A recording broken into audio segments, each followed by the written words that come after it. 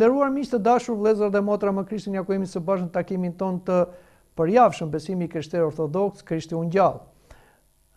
Dua sot të flas me ju, të interpretojmë disa fjalë të Krishtit, të cilët janë të drejtë për drejta, janë të rënda, janë të vërteta, po janë dhe aktuale. Fjalë që Krishti ja u tha judeve, të cilët nuk donin ta dëgjonin dhe ta besonin Krishtin, por përkundrazi armiqësoheshin me të. Shikoni çfarë ju tha Krishti atyre. Ju jeni nga djalli, që është ati juaj, dhe doni të bëni dëshirën atit tuaj. Ai është vrasës që nga fillimi edhe nuk qëndron në të vërtetën, sepse në këtë nuk ka të vërtetë. Kur thot gënjeshtra, flet nga vetvetja, sepse është gënjeshtar dhe ati gënjeshtës. Këto fjalë gjendet tek Ungjilli sipas Johanit kapitulli 8 vargu 44.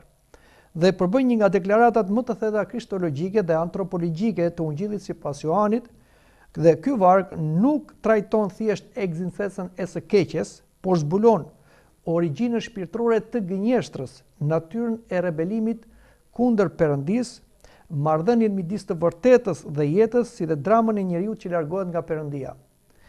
Në teologjinë ortodokse, ky tekst interpretohet jo thjesht si një deklaratë etnike apo biologjike, por si një analizë e gjendjes shpirtërore të njeriut që refuzon të vërtetën hyjnore dhe bashkohet me gënjeshtrën djallëzore.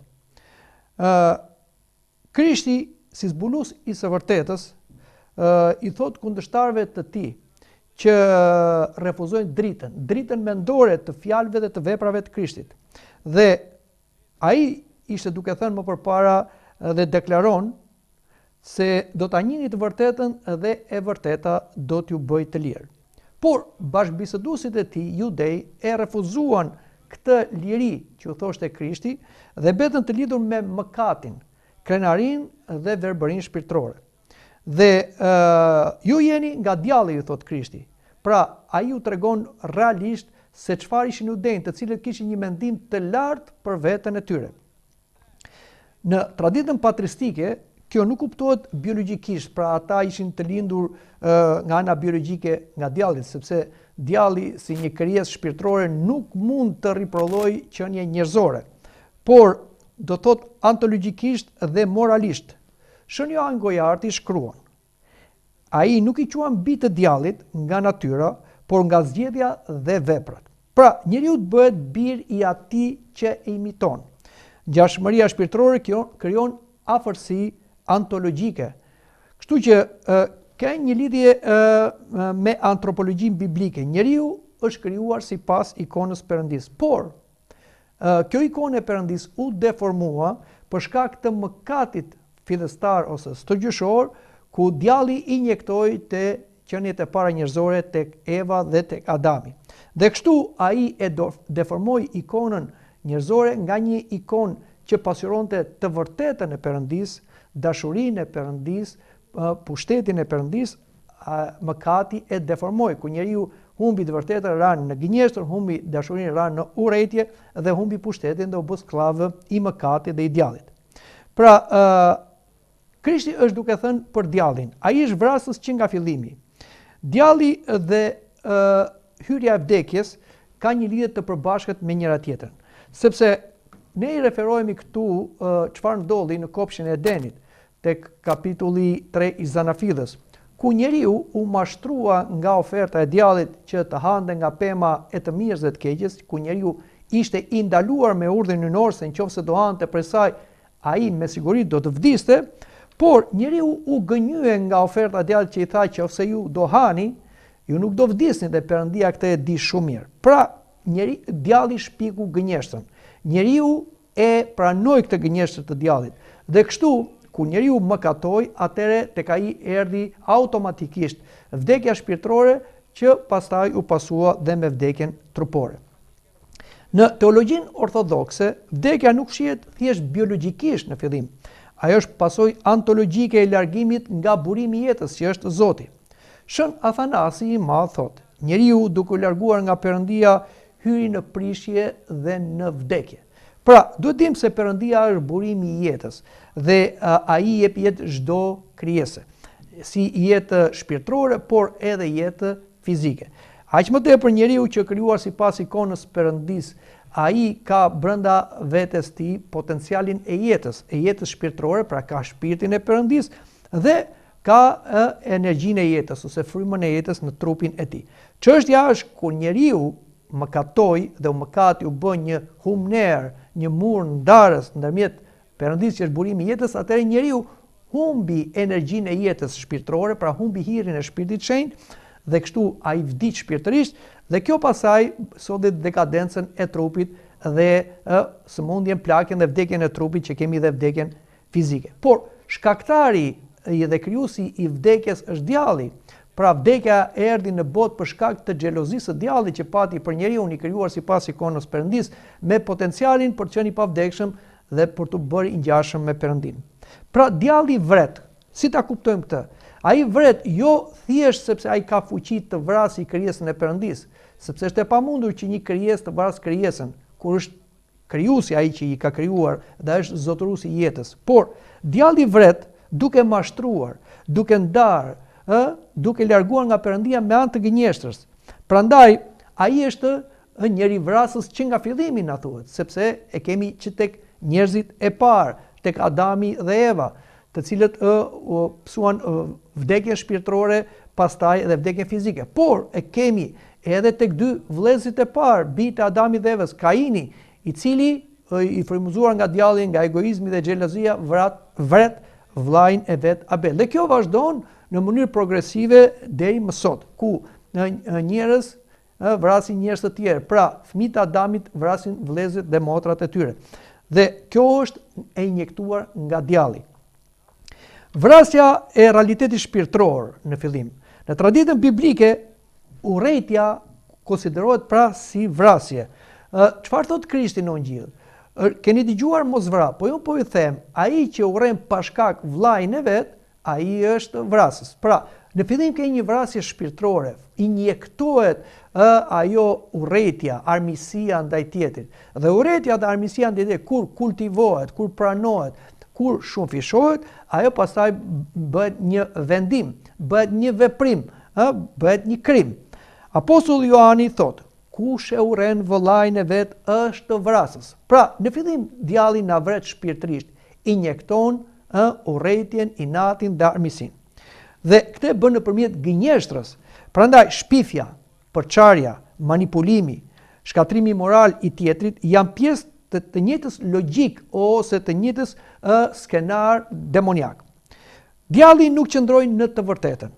Ne dim se djalli në fillim nuk ishte një gënjeshtar, por djalli ishte i vërtet, sepse ai u krijua nga Perëndia i vërteti dhe u krijua që të adhuronte Perëndinë e vërtet dhe të fliste të vërtetën e Perëndis, si të vetja vet, por dhe gjithë fuqirat angjëllore, sepse ai ishte një ndër kryeangjëjt. Madje ishte i privilegjuar nga Perëndia me shumë dhurata të Shpirtit Shenjtë dhe mbi të gjitha me dhuratën e të vërtetës. Por djalli në fillim gënjeu veten. Ai nuk qëndroi në të vërtetën, sepse ai mohoi Perëndin që është i vërtet. Etrit theksojnë, djalli nuk u krijuar keq, por përmes krenarisë dhe vet adhurimit.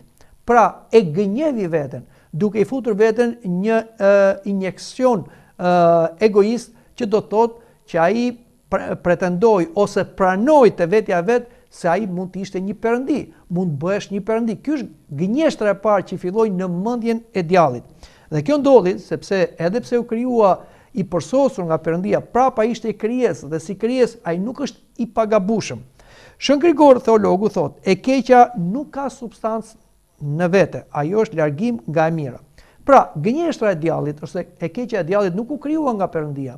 Madje ajo nuk është substanciale, sepse vetëm e vërteta dhe e mira që është nga Perëndia, që zbulohet nga Perëndia me gjitha atributet e mirësisë së Zotit, që janë frytet e Shpirtit Shenjtë, dashuri, gëzim, paqe, zemërgjerësi, ëmbëlsi, mirësi, vërtet, të gjitha këto ekzistojnë, kurse të kundërta të këtyre, siç është gënjeshtra e kundërt së vërtetës, nuk është ekzistencë, por është e kundërt. Pra është refuzim i bashkimit me Perëndin dhe i atributeve të Perëndisë. Në teologjinë e Ungjillorit Johan, e vërteta nuk është ide abstrakte, sepse e vërteta është vetë Krishti. Pra, bani mend në dialogun që pati Ponti Pilat me Krishtin. Dhe Krishti tha, unë për këtë kam ardhur, për të thënë të vërtetën në botë. Atëre Ponti Pilat tha, kush është e vërteta? Pra, edhe pse e vërteta ishte e mishëruar përpara Pontit Pilat, Ponti Pilat i cili përfaqësonte të gjithë natyrën njerëzore të rebeluar që nuk ka një të vërtetë absolute, por ka të vërteta relative sipas interesave tyre, nuk e pranoi të vërtetën që është Krishti i mishëruar. Prandaj djalli qëndroi kundër të vërtetës në qiell, pra kundër të vërtetës të vet logosit, që është biri dhe fjala e Perëndis, dhe ai gënjeu veten, gënjeu edhe angjëjt, duke thënë që unë do të çoj në lartësi më të larta se që ka çuar Perëndia, dhe kështu ai e bëri gënjeshtrën pjesën e vet, ose ishte ai që e krijoi gënjeshtrën dhe e injektoi gënjeshtrën. Nuk ka të vërtetë në të.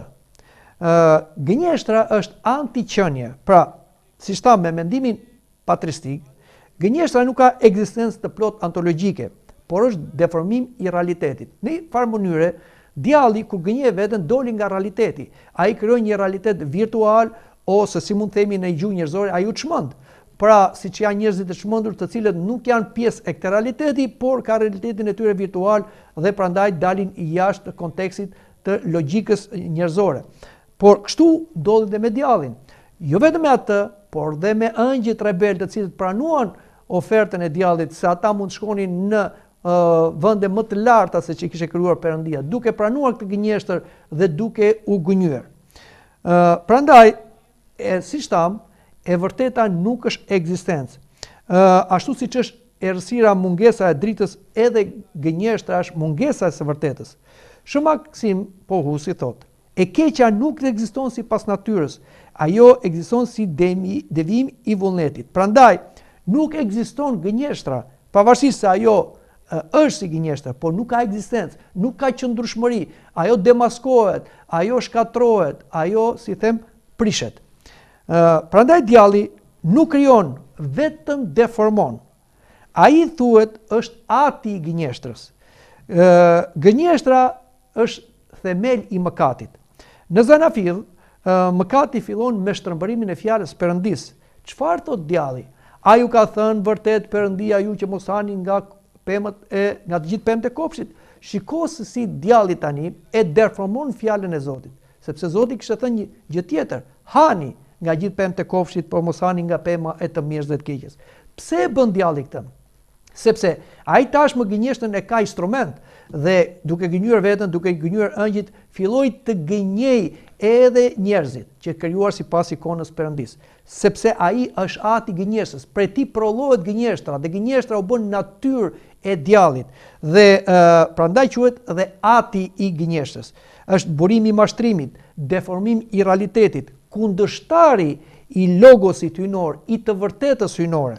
Sipas ungjillit të Johanit, ekziston kontrasti, Krishti, logosi, fjala e vërteta, djalli, mashtrim, dhe që është anti-logos.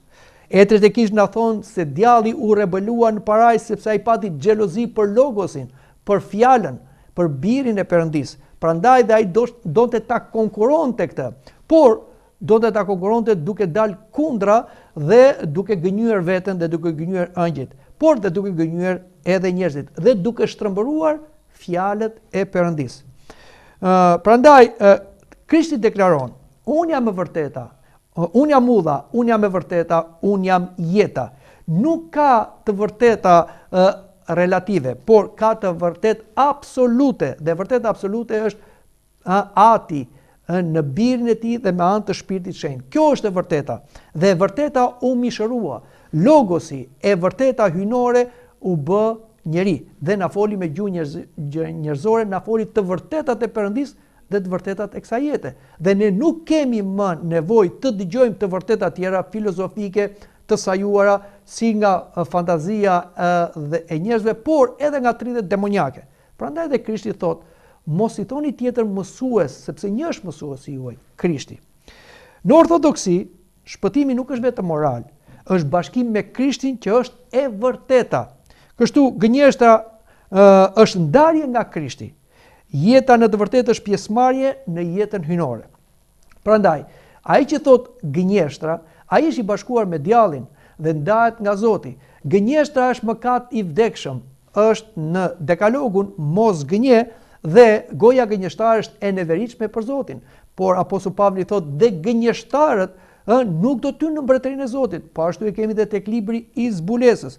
Gënjeshtarët janë bashkë me ateistët, janë bashkë me homoseksualët, janë bashkë me njerëzit vrastarët. Pra, është një mëkat shumë i rëndë, sepse të ndan nga Zoti që është i vërtet. Por si mund ta konceptojmë këtë tekst ose këto fjalë të Krishtit në kohën e sotme? Kemi një krizë bashkëkohore të së vërtetës në kohën e sotme. Shoqëria moderne, në thonjza, po është një shoqëri që po kthehet në primitivitet, karakterizohet nga relativizimi moral. Pra nuk ka të vërteta absolute morale, por të vërteta morale sipas këndvështrive, traditave të ndryshme, opinioneve, dëshirave. Prandaj kemi sot jo vlera morale standarde, siç kemi pasur përpara, por i kemi relative. Dhe dikujt kjo mund të quhet gabim, kurse një thotë që kjo është e saktë, ose kjo është dikujt thotë është gënjeshtër, ky thotë është e vërteta. Por kemi një diçka tjetër. Sot kemi manipulimin mediatik. Teknologjia mediatike, dhe hapësira mediatike i ka dhënë shumë hapësirë jo dëshmisë së vërtetë, po i ka dhënë dëshmisë së gënjeshtrës. Pra, ne kemi emision me gënjeshtra, ku domethënë dëgjojmë gënjeshtra pafund. Dhe si thot dhe Apostulli Pavli dhe do përparojnë duke gënjur dhe duke u gënjur. Këtu futet propaganda, futet identiteti artificial dhe kemi sot një shoqëri ku një ka dallim midis reales dhe virtuales. Pra shumë njerëz sot ushqejnë me gënjeshtrën, e pranojnë gënjeshtrën, jetojnë në gënjeshtër dhe kanë gënjeshtrën në mënyrë komunikimi, jetese dhe kulture, madje dhe fetare. Dhe kështu sot njerëzit e kanë humbur atë si them kontaktin e të vërtetës dhe nuk ka vërtetë absolute, prandaj sot çdo kush mund të bëjë çfarë të dojë dhe quhet normalitet. Shëmpais Agjëriti paralajmëronte se do të vi koha kur konfuzioni do të quhet dituri. Pra e shikoni sot kemi një kakofoni të fjalëve, filozofive, diturive, ku njerëz të dyshëm pretendojnë se kanë zbuluar të vërtetën. Por, po shikojmë, ata nuk konvergojnë në fjalët e tyre. Pra, kemi të vërteta relative, jo absolute, sepse njerëzit janë larguar nga burimi i të vërtetës, që është Krishti i mishëruar, dhe kanë nxjerrë të vërtetat e tyre, kanë nxjerrë si doktrinat e tyre, filozofitë e tyre dhe fetë e tyre. Në këtë realitet, e vërteta, si thash, është bërë subjektive. Njeriu jeton sipas dëshirës dhe jo realitetit. Teologjikisht, kriza moderne nuk është vetëm sociale. Ajo është një krizë antropologjike e natyrës njerëzore. Njeriu modern shpesh humbet identitetin, jeton i ndarë nga vetvetja, krijon persona artificial. Kjo përbën një formë ekzistenciale të fragmentarizuar dhe thash këtë ndihmon dhe teknologjia dhe deformimi i së vërtetës. Teknologjia vetë nuk është e keqe, por varet se si e përdorim. Pra, nëse e përdorim për manipulim, për kontroll, për propagandë, ajo bëhet instrumenti i atij që është ati i gënjeshtër i djallit. Prandaj, sot jetojmë në një kohë që fatkeqësisht njerëzit po manipulohen nga ana mediatike dhe thuhet nga një profeci të Shën Kozmait, do vi koha që djalli do t'ju flasë nga një kuti, që do e keni në shtëpi tuaj. Kur tha kjo profeci, flasim në shekullin e 18 të krishterët nuk arrin do ta kuptonin se si djalli do fliste sot nga një kuti. Por ja që kur erdhi zhvillimi teknologjik i televizorit ose sot të gjitha këto që na ndihmojnë që të komunikojmë në mënyrë virtuale, patjetër ne e kuptojmë, sepse të gjitha këto mjete që sot mund të përdoreshin për shumë mirë për ta thënë të vërtetën në çdo skaj të botës, sot në shumicën e rasteve përdoren për gënjeshtra, për manipulimin e turmave. Por këtu nuk e ka fajin teknologjia, ne nuk mund ta mallkojmë teknologjinë dhe ta digim në turrën e druve, por është keq përdorimi i teknologjisë që ndihmon të përhapet gënjeshtra. Dhe gënjeshtra nëpërmjet teknologjisë sot përhapet në gjithë skajet e botës dhe gjithë njerëzit manipulohen. Prandaj duhet të kemi shumë kujdes nga ajo çfarë neve dëgjojmë dhe shikojmë. Jo çdo gjë që dëgjojmë dhe shikojmë është e vërtet. Duhet ta fusim në filtrin ton, në filtrin e të vërtetës. Prandaj ne duhet kemi një vërtet absolute. Dhe kjo vërtet absolute nuk është se duhet ta krijojmë ne. Ajo ekziston. Është biri dhe fjala e Perëndis i bërë bir njeriu, që është i vërteti. Dhe ky vërtet është sot aktualisht, është Isu Krishti. Pra, si thash, në epokën digjitale, gënjeshtria prapet globalisht brenda sekondash. Reputacioni i njeriu mund të shkatërrohet menjëherë. Realiteti zëvendësohet nga perceptimi. Por kisha në këtë situatë që, si thash, ndihmohet shumë gënjeshtra dhe i shërbet djallit si babait gënjeshtrës, ajo ka përgjigjet e saj. Jo me ideologji, jo me propagandë apo pushtet politik. Përgjigjja e saj është Krishti është e vërteta. Shën Justin Martiri thotë, çdo njeri që jeton sipas vërtetës jeton sipas Krishtit. Prandaj jeta krishtere është jetë e sinqertë, jetë e pendimit, jetë e dritës. Dhe mund të themi se këto fjalë të Krishtit, pra që gjendet tek Ungjilli sipas Johanit, kapitulli 8, vargu 44, është një tekst themelor për të kuptuar natyrën e së keqes. Që natyra e së keqes nuk është diçka abstrakte, por është në një qenie të deformuar, të prishur, të rebeluar, që është djalli. Kriza e së vërtetës, që nuk vjen thjesht nga asgjëja, por injektohet nga babai i gënjeshtës, që është djalli. Dhe dramën e lirisë njerëzore, ku ne njerëzit u krijuam sipas ikonës Perëndis për të qenë të lirë, por neve në vend që të qëndronim në të vërtetën, në fjalët e Perëndis, ne pranuam gënjeshtën. E kam fjalën, siç diskutuam, edhe për gënjeshtën që u dha në fillim në kopshin e Edenit dhe ato gënjeshtra që vazhdojnë dhe amplifikohen në kohrat e sotme. Në teologjinë ortodokse tham që djalli është ati i gënjeshtës, sepse largon nga e vërteta që është Krishti. Njeriu shpëtohet jo vetëm duke ditur të vërtetën, thjesht nga ana teorike, filozofike, por duke hyrë në bashkim me të, pra me personin e Krishtit. Prandaj betejë më e madhe e kohës son nuk është vetëm kulturore apo politike, është betejë për të vërtetën e njeriu dhe për bashkimin e tij me Krishtin. Sepse çfarë thot Krishti? Do të njihni të vërtetën dhe vërteta do t'ju bëjë të lirë. Dhe çfarë kuptimi ka? Do thot do të njihni të vërtetën. Do mësojmë sot një teori, një filozofi tjetër që vjen nga bota aliene ose e shpikur nga filozofitë njerëzore? Jo. E vërteta është tënë. E vërteta është mishëruar. E vërteta është një person, është Krishti.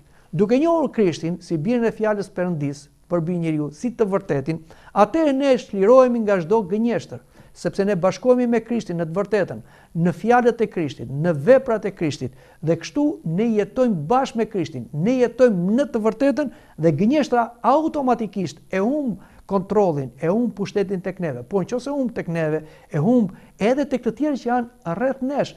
Dhe atëherë kështu gënjeshtra që nuk ekziston nga vetvetja, që është e kundërta e së vërtetës, ajo humbet sepse prish veten e vet. Prandaj sot shoqëria njerëzore ka nevojë për njerëz të vërtetë, që thonë të vërtetën, që jetojnë të vërtetën, por që thash që këta nuk mund të ekzistojnë nga vetvetja. Këta bëhen të tillë vetëm duke u bashkuar me të vërtetën e mishëruar që është Krishti.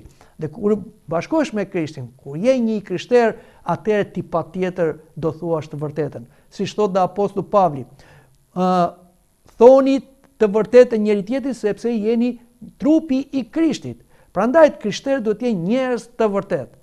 Dhe kjo është dhe si them detyra dhe roli që kanë krishterët në botë. Në këtë botë të gënjeshtër, ku sundon gënjeshtra, ata duhet thonë të vërtetën.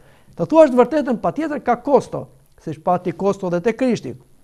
Por e vërteta mbetet. E vërteta jeton. E vërteta është e përjetshme. Kurse gënjeshtra, edhe pse ty mund të krijoj disa rrethana lehtësuese për momentin, mund të krijoj disa benefite në thonjza, prap ti do të dështosh, sepse e gënjeshtra nuk ekziston. Gënjeshtra është nga djalli dhe djalli është një qenie e korruptuar, një qenie e shkatruar, një qenie e dënuar. Prandaj dhe ata që thonë gënjeshtrën do kenë të njëjtën përfundim si djalli. Ata do largohen nga Perëndia, ata do deskretohen, ata do dënohen. Prandaj, të dashur të krishterë, le të mësojmë të themi të vërtetën njëri tjetrit, duke qenë sipas shembullit të Krishtit dhe duke mohuar gënjeshtrën. Sepse jo vetëm gënjeshtra vjen nga djalli, por e mbyllen edhe me këto fjalë. Goja gënjeshtare është e neveritshme për Zotin dhe nuk do mbetet pa u ndëshkuar nga drejtësia dhe e vërteta hyjnore. Mendoj që këtu ta mbyllim dhe këtë takimin ton të përjavshëm, por takuar në takimin e ardhshëm. Deri atëherë, mirupafshim.